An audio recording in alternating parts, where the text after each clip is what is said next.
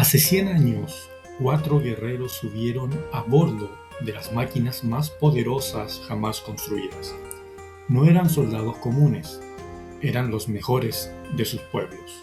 El más fuerte, el más veloz, el más orgulloso, el más leal. Se les llamó campeones y se les prometió que juntos, junto a la princesa de Hyrule y su caballero, iban a detener a un mal que dormía bajo el castillo desde hacía 10.000 años. Fallaron, uno por uno cayeron, y sus máquinas, esas que debían salvar al reino, se convirtieron en las armas que casi lo destruyeron. Esta es la historia de los guerreros más fuertes de Hyrule, y de cómo la calamidad los venció a todos. El reino antes de la caída.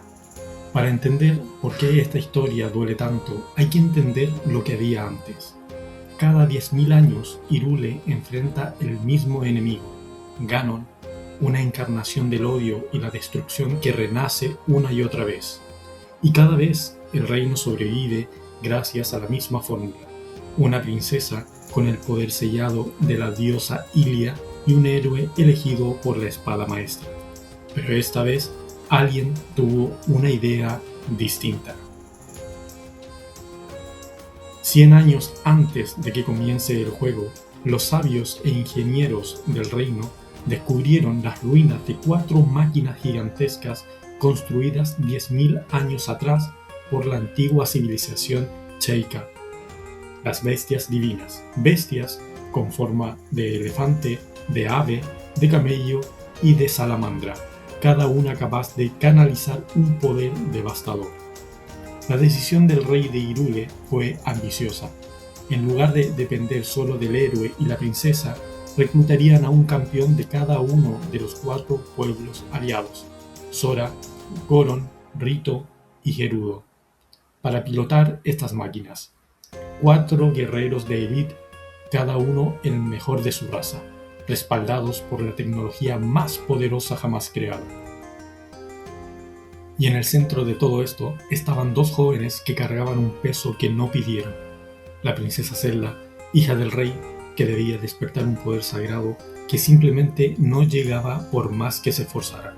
Y Link, un joven soldado, que fue nombrado su caballero personal, portador de la espada que sella la oscuridad, elegido no por mérito propio a los ojos de Zelda, sino, según ella sentía, por pura suerte de nacimiento.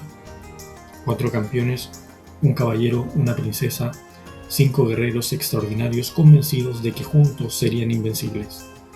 La historia que sigue es la de cómo, uno por uno, el mal que dormía bajo el castillo les demostró que estaban equivocados. Empecemos por el más grande de los 4, en todos los sentidos. Daruk era un Goron, una raza de seres hechos de roca viviente, capaces de resistir el calor de la lava y rodar formando bolas de piedra imparables. Y entre los Gorones, Daruk no era simplemente fuerte, era el campeón, el mejor guerrero de su pueblo, y lo llevaba con un orgullo alegre, casi despreocupado. Piloteaba Poedra Rudania, la bestia divina con forma de salamandra que dormía en el volcán. Su personalidad era enorme como su cuerpo, risueño, protector, el típico hermano mayor del grupo. Su lema, el que repetía a cada rato, era simple: nada puede atravesar el Daruk's Protection. Su escudo de roca, un torbellino defensivo capaz de bloquear casi cualquier ataque. Y ahí está la ironía más cruel de toda la historia. El guerrero, cuya habilidad definitoria era la defensa perfecta, terminó siendo incapaz de defenderse a sí mismo cuando más importaba. Cuando la calamidad de Ganon despertó antes de lo previsto, 100 años antes de lo calculado, tomó control de las 4 bestias divinas desde dentro, corrompiendo a cada una con una fracción de su propia esencia maligna. Daruk, atrapado en su propia máquina, luchó contra esta corrupción hasta el final. No fue vencido en batalla contra un ejército, fue traicionado por la propia herramienta en la que confiaba, la que debía protegerlo a él y proteger a Hyrule. Su espíritu quedó atrapado dentro de Rudania durante 100 años, incapaz de descansar, cargando la culpa de haber fallado en proteger, las palabras que él mismo usaría más tarde. con esa mezcla de humor y tristeza tan suya al reencontrarse con Link un siglo después. Cuando finalmente Link logra liberar su espíritu, Daruk no pide venganza, ni se lamenta demasiado, simplemente ríe, choca su puño contra el de Link y dice que va a protegerlo una última vez con todo su poder. Ese es Daruk, el guerrero más fuerte físicamente de los cuatro, y quizás el que enfrenta su propia caída con más entereza. Pero su historia no es solo sobre fuerza, es sobre la fragilidad de creer que uno puede proteger todo el tiempo, y sobre lo que pasa cuando la propia fuerza es corrompida y usada en tu contra. Si la historia de Daruk es sobre la ironía de la defensa fallida, la de Mipha es sin duda la más desgarradora de las cuatro, y no por cómo murió, sino por todo lo que dejó sin decir. Mipha era la princesa de los Zora, una raza acuática de guerreros elegantes que dominaban el agua como un segundo hogar. Como campeona, piloteaba Fayore, Baruta, la bestia divina con forma de elefante, capaz de controlar el agua en una escala titánica. Pero antes de ser campeona, Mipha fue algo más, la amiga de infancia de Link. Lo conoció cuando ambos eran niños, en una época en la que Link, herido de gravedad, fue sanado por ella con su don curativo natural. Desde entonces, Mipha guardó un sentimiento profundo por él, uno que, según se insinúa a través de las memorias del juego, nunca llegó a confesar del todo. Ella forjó para él una armadura especial, la armadura Zora, pensada para que Link pudiera nadar y luchar con la misma libertad que ella. Se la entregó como una promesa silenciosa, la de que algún día, cuando todo esto terminara, tendrían tiempo para hablar de lo que sentían. Ese día nunca llegó. Cuando Ganon corrompió a las bestias divinas, Mipha, al igual que Daruk, fue consumida por su propia máquina. Murió luchando, protegiendo lo que podía con las palabras que nunca dijo, quedando atrapadas junto a su espíritu durante 100 años. Cuando Link finalmente libera su espíritu un siglo después, Mipha no habla de batallas ni de venganza. Habla de él, de lo que sintió cuando lo conoció, de lo mucho que deseó tener más tiempo, de las palabras que jamás pudo terminar de decir en su recuerdo final antes de sucumbir a la calamidad, y aún así, en su último aliento espiritual, elige sanar a Link una vez más, tal como lo hizo la primera vez que se conocieron. Mipha no cae por debilidad, cae con la misma generosidad con la que vivió, dando todo lo que tenía, incluso cuando ya no le quedaba nada que dar. No todos los héroes son fáciles de querer, y Revali sinceramente no lo pone fácil. Revali era el mejor arquero de los Rito, una raza aviar orgullosa de su destreza en el vuelo y el tiro con arco. Piloteaba Meduli Ba Medo, la bestia divina con forma de ave. De diferencia de Daruk o Mipha, Revali no recibía a Link con calidez. Al contrario, lo veía como una amenaza a su propio protagonismo, un joven al que simplemente le entregaron la espada maestra y el título de héroe, mientras que él, Revali, había alcanzado la maestría en su propio arte a base de esfuerzo, entrenamiento y sacrificio personal.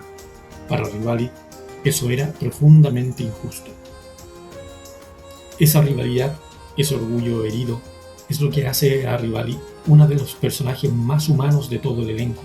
No es perfecto, no es noble en el sentido clásico, es ambicioso, resentido, competitivo y absolutamente brillante en lo suyo.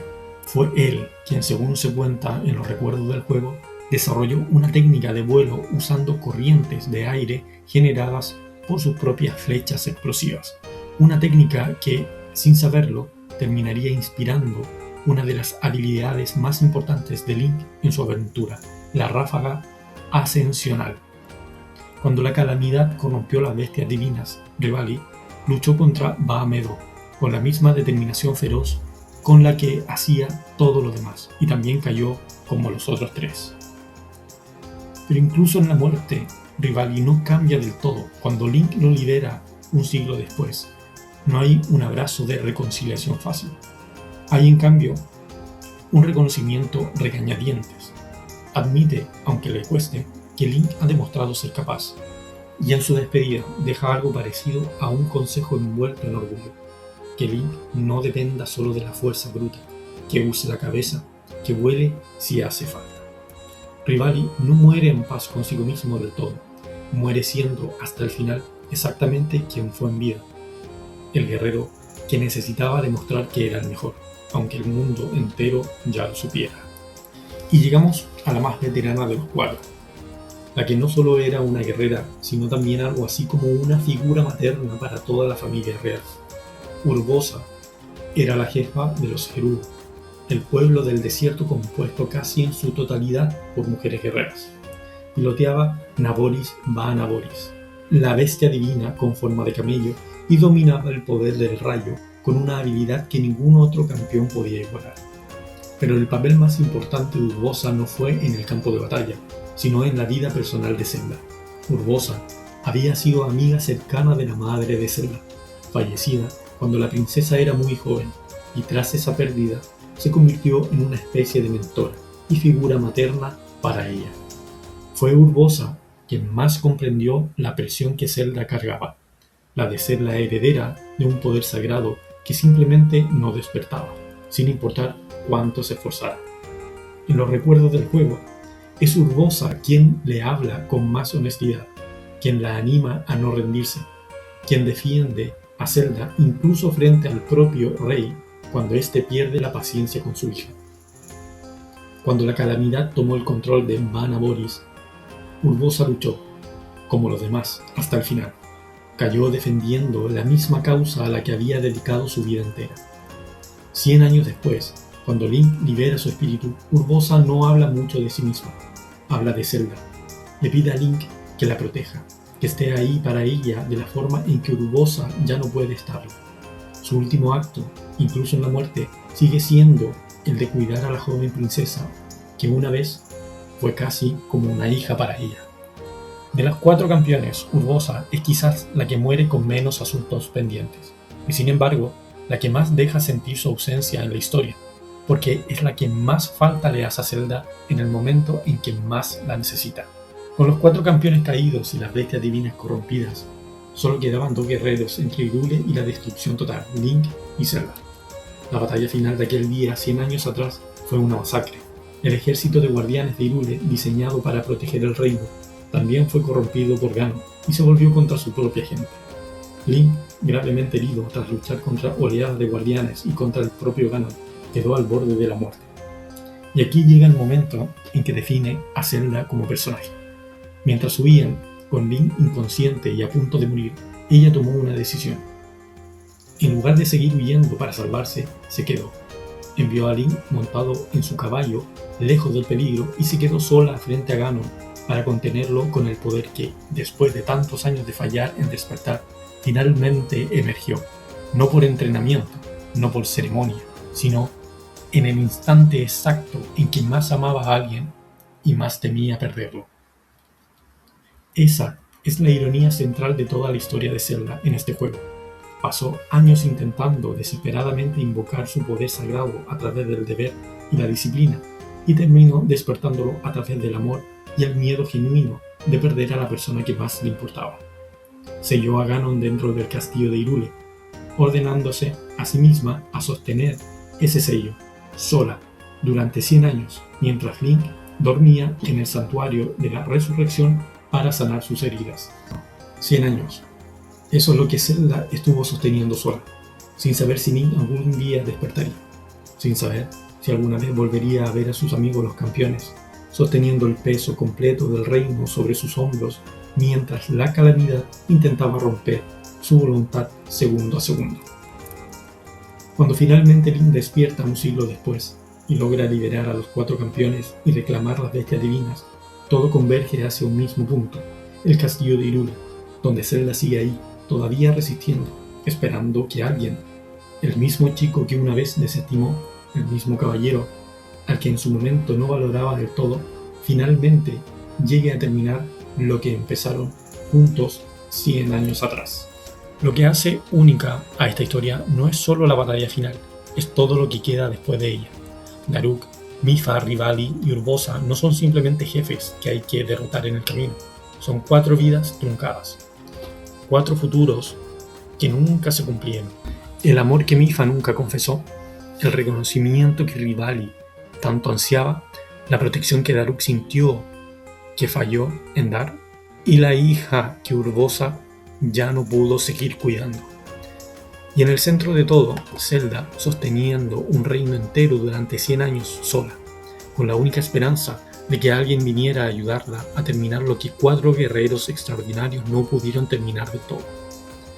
Breath of the Wild no cuenta la historia de una victoria fácil, cuenta la historia de una segunda oportunidad ganada a un costo altísimo, sobre las espaldas de guerreros que dieron literalmente todo lo que tenían y aún así no fue suficiente la primera vez. Si este video te hizo sentir algo por estos 4 personajes, o si quieres que hagamos un capítulo dedicado por completo a Zelda y su historia, o a las bestias divinas, déjamelo en comentarios. Y si te gustó, ya sabes, like, suscríbete y nos vemos en la próxima leyenda.